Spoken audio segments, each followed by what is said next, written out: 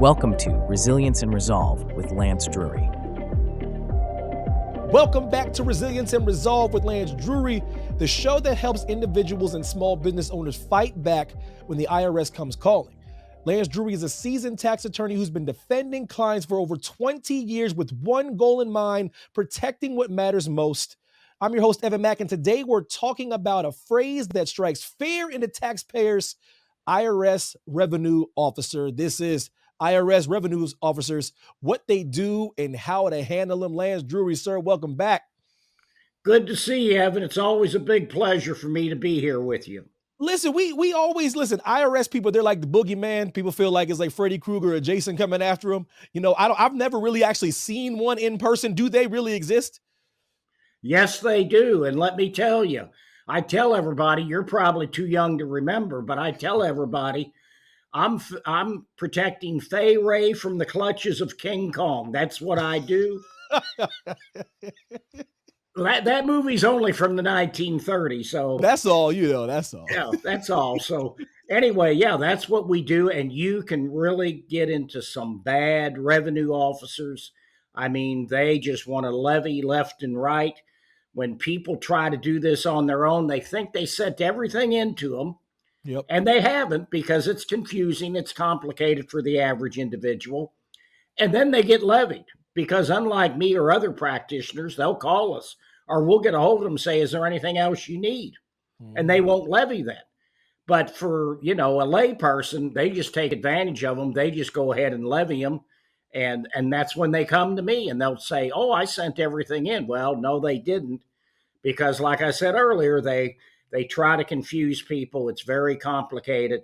And all of that financial information that's needed, it's a little overwhelming for the average individual. But what actually is an IRS revenue officer? How are they different from just maybe getting a letter from the IRS?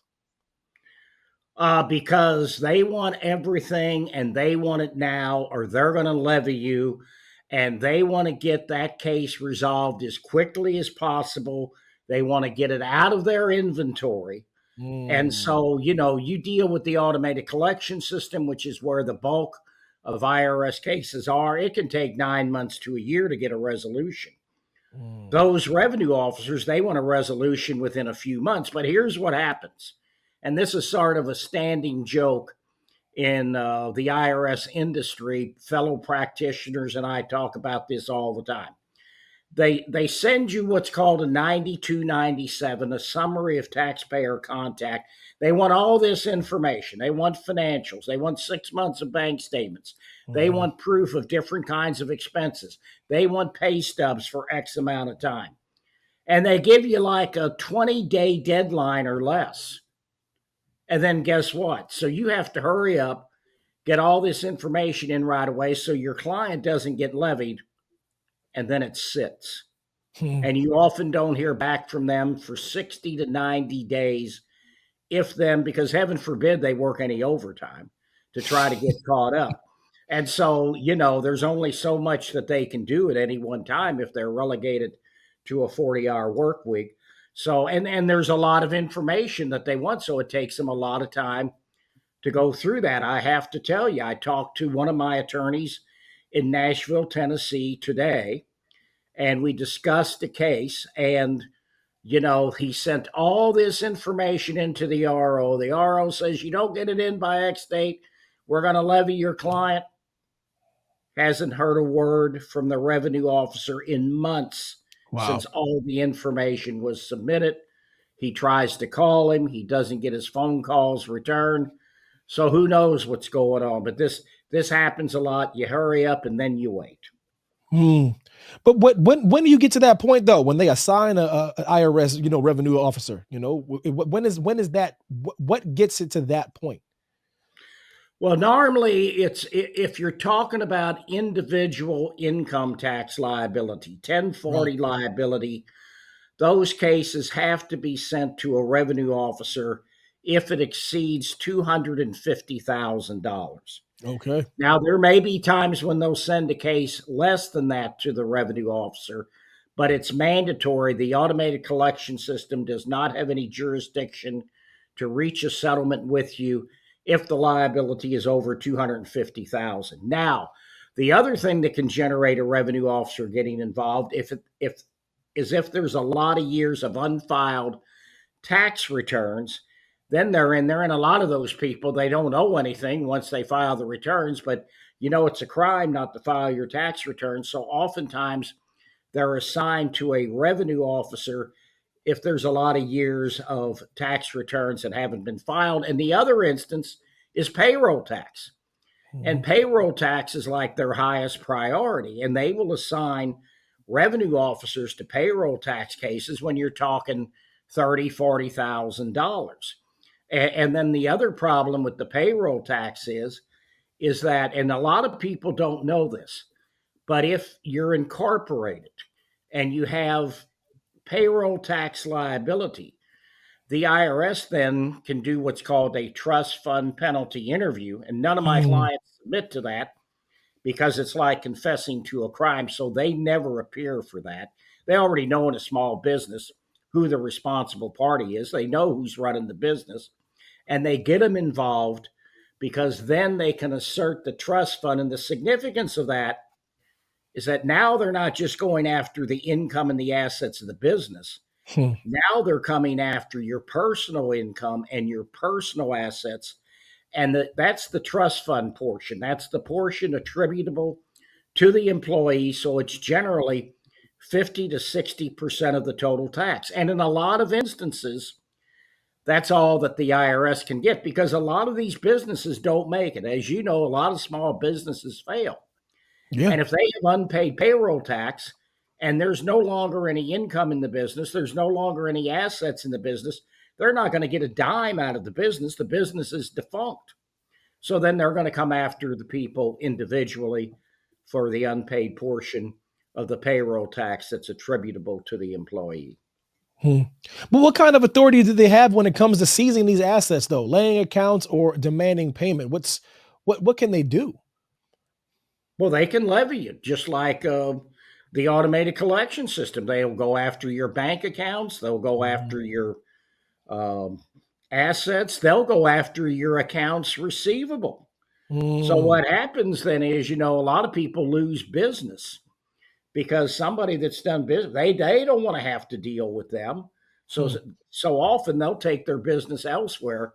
But yeah, and you can set up an agreement with the IRS to take care of that situation. I'm going to tell you a story about this. We had an outfit out of Illinois. They had somebody out of Colorado they represented. They paid him $30,000. And they kept calling him at the last minute for financial information. They were dropping the ball.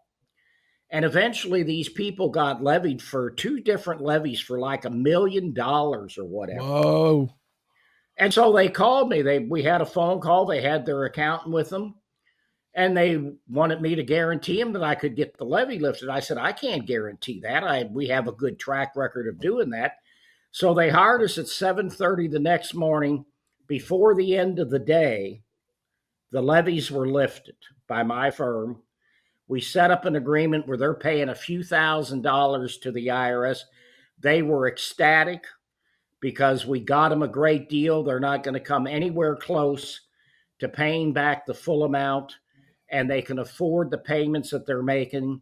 And so they were satisfied because no more levies. They have nothing now to worry about. And we got all that accomplished in about 30 days because there was a revenue officer involved and they wanted to get it cleaned up right away.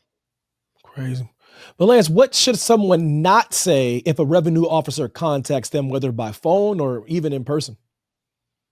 They shouldn't say anything to them. Okay. They should be telling them that I'm looking for legal representation, because a lot of times people say things to those revenue officers or to the IRS in general that just totally incriminates them. I've had people come to me and they've already told the IRS stuff that the IRS is going to hold against them.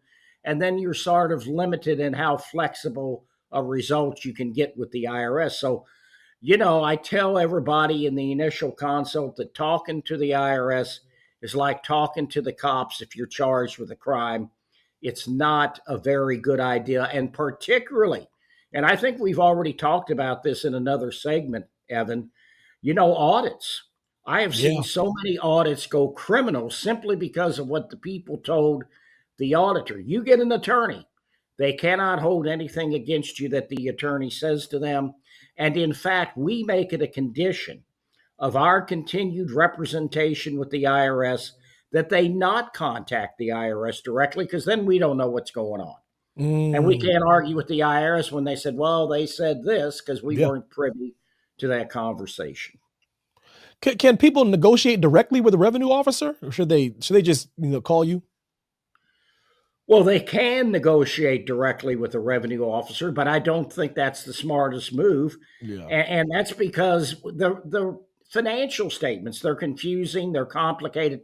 Nobody fills them out right. 99% of the time, we go back and forth 5 times because we got to get the numbers right, because the taxpayer is submitting those numbers on that financial statement under penalties of perjury. So that's why you need a tax professional.